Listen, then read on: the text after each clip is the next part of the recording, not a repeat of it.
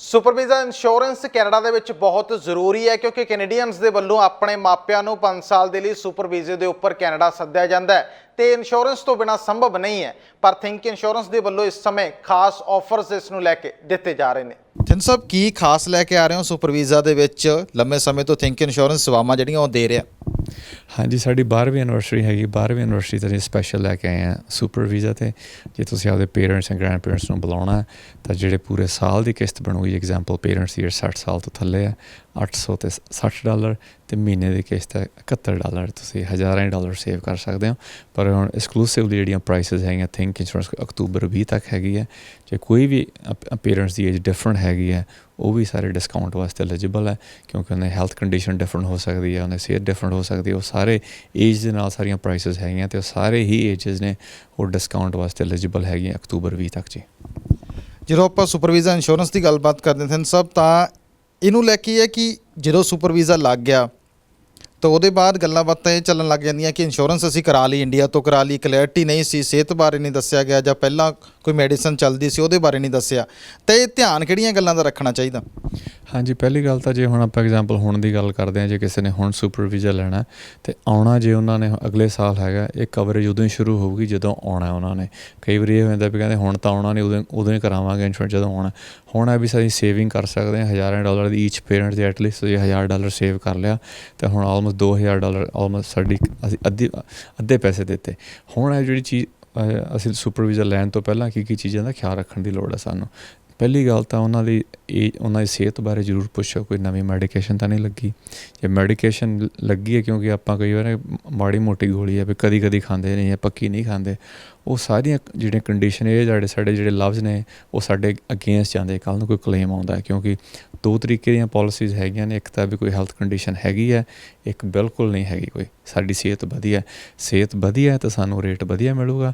ਜੇ ਹੁਣ ਸਿਹਤ ਸਾਡੀ ਢਿੱਲ ਮਿੱਠ ਹੈਗੀ ਹੈ ਅਤੇ ਉਹਨੂੰ ਵੀ ਅਸੀਂ ਕਵਰ ਕਰਾਉਣਾ ਚਾਹੁੰਦੇ ਹਾਂ, ਬਿਲਕੁਲ ਕਵਰੇਜ ਉਹ ਵੀ ਹੋ ਜਾਊਗੀ। ਅਤੇ ਹੁਣ ਜਿਹੜਾ ਸਪੈਸ਼ਲ ਜਿਹੜਾ ਚੱਲ ਰਿਹਾ, ਭਾਵੇਂ ਢਿੱਲ ਮੱਠ ਹੈ, ਜਿੰਨੀ ਏਜ ਵੱਧ ਹੈ ਉਨੀ ਪ੍ਰਾਈਸ ਜ਼ਿਆਦਾ, ਉਹ ਸਾਰੇ ਹੀ ਡਿਸਕਾਊਂਟ ਵਾਸਤੇ ਐਲੀਜੀਬਲ ਹੈਗੇ ਜੀ। ਇਸ ਤੋਂ ਬਾਅਦ ਜਨ ਸਾਹਿਬ ਜਦੋਂ ਗੱਲਬਾਤ ਕਰੀਏ ਕਿ ਹਾਰਟ ਅਟੈਕ ਦੀ ਸਮੱਸਿਆ ਬਹੁਤ ਆਉਂਦੀ ਹੈ ਆਪਣੀ ਕਮਿਊਨਿਟੀ ਦੇ ਵਿੱਚ ਖਾਸ ਕਰਕੇ, ਤਾਂ ਕੋਈ ਕੈਸਟਰੋਲ ਕਿਸੇ ਦਾ ਜ਼ਿਆਦਾ ਸੀ, ਥਾਇਰਾਇਡ ਜ਼ਿਆਦਾ ਸੀ, ਤਾਂ ਉਹਦੀਆਂ ਮੈਡੀਸਨ ਚੱਲ ਰਹੀ ਸੀਗੀ ਆਲਰੇਡੀ। ਜੇ ਇੱਥੇ ਕੋਈ ਵਿਅਕਤੀ ਆ ਗਿਆ ਉਹਦੇ ਬਾਰੇ ਦੱਸਿਆ ਹੋਇਆ ਅਤੇ ਹਾਰਟ ਅਟੈਕ ਹੋ ਜਾਂਦਾ ਜਾਂ ਉਸ ਢੰਗ ਦੀ ਕੋਈ ਘਟਨਾ ਵਾਪਰ ਜਾਂਦੀ ਹੈ, ਤਾਂ ਉਹ ਫਿਰ ਕਲੇਮ ਜਿਹੜਾ ਉਹ ਮਿਲ ਜਾਂਦਾ ਕੁਛ? ਹਾਂਜੀ, ਬਿਲਕੁਲ। ਤਾਂ ਹੀ ਆਪਾਂ ਜੇ ਗੱਲ ਕਰਦੇ ਹਾਂ, ਕਲੇਮਸ ਜਿਹੜੇ ਨੇ ਬਹੁਤ ਵੱਡੇ ਹੋ ਰਹੇ ਨੇ, ਕਲੇਮਸ ਮਿਲਦੇ ਨੇ। ਉਹਦੇ 'ਚ ਸ਼ਰਤ ਜਿਹੜੀ ਫਾਈਨ ਲਾਈਨ ਜਿਹੜਾ ਆਪਾਂ ਕਹਿੰਦੇ ਵੀ, ਤਾਂ ਹੀ ਅਸੀਂ ਐਮਫਸਾਈਜ਼ ਕਰਦੇ ਹਾਂ ਵੀ ਜਿੱਦਾਂ ਹੁਣ ਤੁਸੀਂ ਕਹੇ ਜੇ ਰੈਗੂਲਰ ਹੈ ਸਭ ਕੁਛ, ਬਿਲਕੁਲ ਕਲੇਮ ਪ੍ਰੋਸੈਸ ਹੋਊਗਾ। ਉਹਦੇ 'ਚ ਇੱਕ ਚੀਜ਼ ਦੀ ਕਿੰਤੂ ਪਰੰਤੂ ਆ ਜਾਂਦੀ ਵੀ ਦਵਾਈਆਂ ਕਦੋਂ ਚੇਂਜ ਹੋਈਆਂ ਸੀਗੀਆਂ, ਨਵੀਆਂ ਦਵਾਈਆਂ ਕਦੋਂ ਲੱਗੀਆਂ ਸੀਗੀਆਂ, ਬਲੱਡ ਪ੍ਰੈਸ਼ਰ ਦੀ, ਕੋਲੈਸਟਰੋਲ ਦੀ ਦਵਾਈ ਕਦੋਂ ਲੱਗੀ ਸੀ, ਕਿੰਨੇ ਚਿਰ ਤੋਂ ਸਟੇਬਲ ਸੀ ਆਉਣ ਤੋਂ ਪਹਿਲਾਂ। ਜੇ ਹੁਣ ਆਉਂਦੇ ਹੀ ਕਿਤੇ ਨਵੀਂ ਗੋਲੀ ਲੱਗੀ ਹੈ 1 ਮਹੀਨਾ ਪਹਿਲਾਂ ਹੀ, ਉਦੋਂ ਕਲੇਮ ਡਿਕਲਾਈਨ ਹੋ ਸਕਦਾ। ਜੇ ਹੁਣ ਸਟੇਬਲ ਨੇ 120 ਦਿਨਾਂ ਤੋਂ ਜਾਂ 6 ਮਹੀਨਿਆਂ ਤੋਂ ਜਾਂ ਸਾਲ ਤੋਂ, ਫਿਰ ਡਿਫਰੈਂਟ ਕੰਪਨੀਆਂ ਦੇ ਡਿਫਰੈਂਟ ਰੂਲਸ ਨੇ। ਕਈ ਕਹਿੰਦੇ ਸਟੇਬਲ ਸਾਨੂੰ 1 ਸਾਲ ਤੋਂ ਚਾਹੀਦੇ ਨੇ। ਜੇ ਉਸ ਕੰਪਨੀ ਤੁਸੀਂ ਪਾਲਿਸੀ ਕਰਾਈ ਹੋਈ 1 ਸਾਲ ਤੋਂ ਸਟੇਬਲ ਨਹੀਂ ਹੈਗੇ ਤਾਂ ਕਲੇਮ ਡਿਕਲਾਈਨ ਹੋ ਜਾਊਗਾ। ਹੁਣ ਜੇ 6 ਮਹੀਨੇ ਵਾਲੀ ਹੈ, ਉਸ 'ਚ ਵੀ ਜੇ ਮਹੀਨਾ ਪਹਿਲਾਂ ਕੁਛ ਹੋਇਆ ਤਾਂ ਉਸ 'ਚ ਵੀ ਡਿਕਲਾਈਨ ਹੋ ਜਾਓਗੇ। ਹੁਣ 4 ਮਹੀਨੇ ਵਾਲੀ, ਉਸ 'ਚ ਵੀ ਡਿਕਲਾਈਨ ਹੋ ਗਏ। ਡਿਪੈਂਡ ਆ ਵੀ ਤੁਸੀਂ ਕਦੋਂ ਗੋਲੀਆਂ ਚੇਂਜ ਹੋਈਆਂ ਸੀ, ਕਦੋਂ ਦਵਾਈਆਂ ਨਵੀਆਂ ਲੱਗੀਆਂ ਸੀਗੀਆਂ। ਸਟੇਬਿਲਿਟੀ ਪੀਰੀਅਡ ਬਹੁਤ ਜ਼ਿਆਦਾ ਇਹਦੇ 'ਚ ਕੀ ਹੈਗੀ ਹੈ, ਕਿਉਂਕਿ ਅਸੀਂ ਕਵਰ ਤਾਂ ਕਰ ਲਿਆ ਸਾਰਾ ਕੁਛ ਸਾਨੂੰ ਚਾਹੀਦਾ, ਪਰ ਜਿਹੜਾ ਉਸ ਤੋਂ ਪਹਿਲਾਂ ਆਉਣ ਦਾ ਜਿਹੜਾ ਕੀ ਹੈਗਾ, ਜਿਹੜਾ ਕਹਿੰਦੇ ਬਰੀਕ ਅੱਖਰਾਂ 'ਚ ਲਿਖਿਆ ਹੁੰਦਾ ਸਟੇਬਿਲਿਟੀ ਪੀਰੀਅਡ, ਉਹ ਬਿਲਕੁਲ ਸਟੇਬਲ ਚਾਹੀਦਾ ਤੁਸੀਂ ਉਸ ਟਾਈਮ ਤੋਂ ਪਹਿਲਾਂ। ਅਤੇ ਇੰਡੀਆ ਦੇ ਮੁਕਾਬਲੇ ਜੇ ਕੈਨੇਡਾ 'ਚੋਂ ਕਰਵਾਈ ਜਾਵੇ, ਕਿਉਂਕਿ ਬੱਚੇ ਤਾਂ ਇੱਥੇ ਹੀ ਰਹਿੰਦੇ ਨੇ ਜਿਨ੍ਹਾਂ ਨੇ ਮਾਂ ਬਾਪ ਨੂੰ ਸੁਪਰ ਵੀਜ਼ੇ 'ਤੇ ਸੱਦਣਾ, ਤਾਂ ਉਹਦੇ ਕੀ ਬੈਨੀਫਿਟਸ ਹੁੰਦੇ ਨੇ? ਕਲੈਰਿਟੀ ਵੱਧ ਹੁੰਦੀ ਹੈ ਜਾਂ ਤੁਹਾਨੂੰ ਇੱਥੇ ਪੋਲਿਸੀਜ਼ ਦਾ, ਕੰਪਨੀਜ਼ ਦਾ ਵੱਧ ਪਤਾ ਗਾ? ਹਾਂਜੀ, ਇੱਥੇ ਤੁਹਾਡੇ ਕੋਲ ਇੱਕ ਤਾਂ ਮੈਨੂੰ ਹੁਣ ਉੱਥੇ ਦਾ ਪਤਾ ਨਹੀਂ, ਉੱਥੇ ਕੰਮ ਨਹੀਂ ਕਰਦੇ, ਪਰ ਇੱਥੇ ਤਾਂ ਸਾਡੇ ਕੋਲ ਹੁਣ ਜਿੱਦਾਂ 10-15 ਕੰਪਨੀਆਂ ਨੇ, ਸਾਰਿਆਂ ਅਸੀਂ ਕੰਪੇਅਰ ਕਰ ਸਕਦੇ ਹਾਂ, ਦੇਖ ਸਕਦੇ ਹਾਂ। ਕਿਉਂਕਿ ਇੱਥੇ ਸਾਰਾ ਕੁਝ ਅਸੀਂ ਕੰਪੇਅਰ ਕਰ ਸਕਦੇ। ਉਸ ਤੋਂ ਬਾਅਦ ਸਾਨੂੰ ਪਤਾ ਵੀ ਹੁਣ ਮੰਥਲੀ ਪੇਮੈਂਟ ਕਰਕੇ, ਕਿਉਂਕਿ ਮੈਨੂੰ ਨਹੀਂ ਲੱਗਦਾ ਇੰਡੀਆ 'ਚ ਇੱਦਾਂ ਦੀ ਪੋਲਿਸੀ ਹੈਗੀ ਮੰਥਲੀ ਪੇਮੈਂਟ 'ਤੇ ਹੋ ਜਾਣ ਜਿਹੜੇ ਹੈਲਥ ਕੰਡੀਸ਼ਨ ਨੇ। ਪਰ ਉੱਥੋਂ ਦੀ ਜਿਹੜੀਆਂ ਪੋਲਿਸੀ ਦੇ ਕਲੇਮ ਨੇ, ਮੈਨੂੰ ਇਹ ਪਤਾ ਵੀ ਕਿਉਂਕਿ ਆਈ ਵਾਜ਼ ਇਨਵੋਲਵਡ ਇਨ ਦੈਟ, ਵੀ ਜੇ ਉੱਥੋਂ ਦੀਆਂ ਪੋਲਿਸੀਆਂ ਇੱਥੇ ਆ ਕੇ ਕਲੇਮ ਹੋ ਜਾਂਦਾ, ਕਲੇਮ ਤੁਹਾਨੂੰ ਇੰਡੀਆ ਜਾ ਕੇ ਹੀ ਪ੍ਰੋਸੈਸ ਕਰਨਾ ਪੈਣਾ। ਕਿਉਂਕਿ ਉੱਥੇ ਜਾ ਕੇ ਜੇ ਤੁਹਾਡੇ ਜੇਬ 'ਚ ਖਰਚੇ ਹੋਏ ਨੇ, ਉੱਥੇ ਜਾ ਕੇ ਤੁਸੀਂ ਫਿਰ ਕਲੇਮ ਸਬਮਿਟ ਕਰੋਗੇ। ਇੱਥੋਂ ਦੀ ਜਿਹੜੀਆਂ ਪੋਲਿਸੀ ਨੇ, ਇੱਥੇ ਹੀ ਸਾਰਾ ਕੁਝ ਹੋਣਾ, ਇੱਥੇ ਸਭ ਕੁਝ ਉਹਨਾਂ ਨੇ ਨਜਿੱਠਣਾ, ਤਾਂ that will make a big difference. ਜਿਹੜੀ ਪ੍ਰਾਈਸਿੰਗ ਵੀ ਆ ਹੁਣ ਆਪਾਂ ਉੱਥੋਂ ਨਾਲੋਂ ਵੀ ਸਸਤੀ ਇੱਥੇ ਪੈਂਦੀ ਜੀ ਪ੍ਰਾਈਸਿੰਗ 'ਚ ਕੰਪੇਅਰ ਕਰਦੇ ਹਾਂ ਤਾਂ ਕਵਰੇਜ ਵੱਧ ਹੈ, ਪ੍ਰਾਈਸ ਸਸਤੀ ਪੈਂਦੀ, ਪਹਿਲਾਂ ਆਪਾਂ ਨੂੰ ਲੱਗਦਾ ਸ਼ਾਇਦ ਉੱਥੋਂ ਸਸਤੀ ਪੈਂਦੀ ਹੈ, ਪਰ ਅਸੀਂ ਵੀ ਕਹਿੰਦੇ ਹਾਂ ਜਿੱਥੋਂ ਮਰਜ਼ੀ ਕਵਰੇਜ ਲਓ, ਭਾਵੇਂ ਉੱਥੋਂ ਲਓ ਇੱਥੋਂ ਲਓ, ਐਟਲੀਸਟ ਕਵਰੇਜ ਤੁਹਾਡੇ ਕੋਲ ਹੋਣੀ ਚਾਹੀਦੀ ਹੈ। ਬਿਕੋਜ਼ ਕੱਲ੍ਹ ਨੂੰ ਤੁਸੀਂ ਜਿਨ੍ਹਾਂ ਕੋਲ ਆ ਕੇ ਰਹਿੰਦੇ ਹੋ ਲਾਇਬਿਲਿਟੀ ਉਹਨਾਂ ਦੀ ਹੈ, ਅਤੇ ਉਹਨਾਂ ਨੇ ਹੀ ਸਾਰਾ ਹਰਜਾਨਾ ਭਰਨਾ ਕੱਲ੍ਹ ਨੂੰ ਜੇ ਆਪਣੀ ਕੋਈ ਕਵਰੇਜ ਨਹੀਂ ਹੈਗੀ ਤਾਂ ਬਿਲਕੁਲ ਤੁਸੀਂ ਸੇਵਿੰਗ ਕਰ ਸਕਦੇ ਹੋ।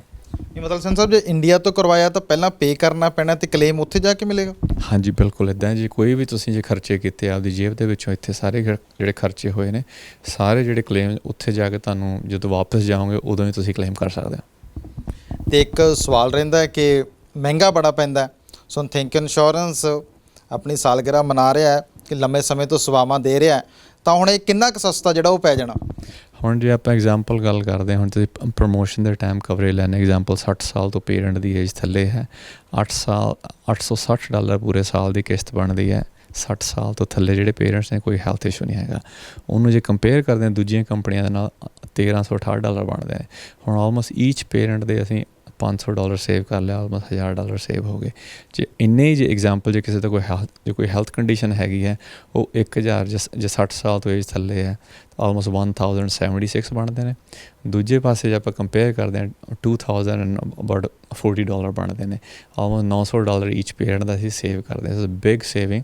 ਇਹ ਜਿਹੜੀਆਂ ਸੇਵਿੰਗ ਸਿਰਫ ਅਕਤੂਬਰ 20 ਤੱਕ ਹੈਗੀਆਂ ਨੇ, ਅਤੇ ਸਾਡੀ ਥਿੰਕਿੰਗ ਟੀਮ ਨੂੰ ਕਿਤੇ ਵੀ ਤੁਸੀਂ ਅੰਟਾਰੀਓ ਚੋਂ, BC ਚੋਂ, ਅਲਬਰਟਾ ਚੋਂ ਇਹ ਤੁਸੀਂ ਸੇਵਾਵਾਂ ਸਾਡੀਆਂ ਲੈ ਸਕਦੇ ਆ ਘਰੇ ਬੈਠੇ। ਇਹ ਪ੍ਰਮੋਸ਼ਨ ਦਾ ਫਾਇਦਾ ਚੱਕ ਸਕਦੇ ਹਾਂ ਇੱਕ ਵਾਰੀ ਫਿਰ, ਕਿਉਂਕਿ ਮੈਨੂੰ ਕਮਿਊਨਿਟੀ ਨੇ MDRT ਟਾਪ ਦਾ ਟੇਬਲ ਅਵਾਰਡ ਵਿਨਰ ਬਣਾਇਆ। ਇਹ ਮਾਣ ਕਮਿਊਨਿਟੀ ਨੂੰ ਜਾਂਦਾ ਕਿਉਂਕਿ ਉਹਨਾਂ ਦੀ ਸਪੋਰਟ ਕਰਕੇ ਇੱਥੋਂ ਤੱਕ ਪਹੁੰਚੇ ਹਾਂ। ਤਾਂ thank you again sir, just enjoy this promotional rates for October 20 ਤੱਕ। ਬਹੁਤ ਬਹੁਤ ਧੰਨਵਾਦ। ਥੈਂਕ ਯੂ ਜੀ। ਸੋ ਵਾਕਈ ਸੁਪਰ ਵੀਜ਼ੇ ਦੇ ਉੱਪਰ ਖਾਸ ਆਫਰਸ ਯੂਨੀਵਰਸਿਟੀ ਦੇ ਮੌਕੇ ਥਿੰਕ ਇੰਸ਼ੋਰੈਂਸ ਦੇ ਵੱਲੋਂ ਦਿੱਤੇ ਜਾ ਰਹੇ ਨੇ।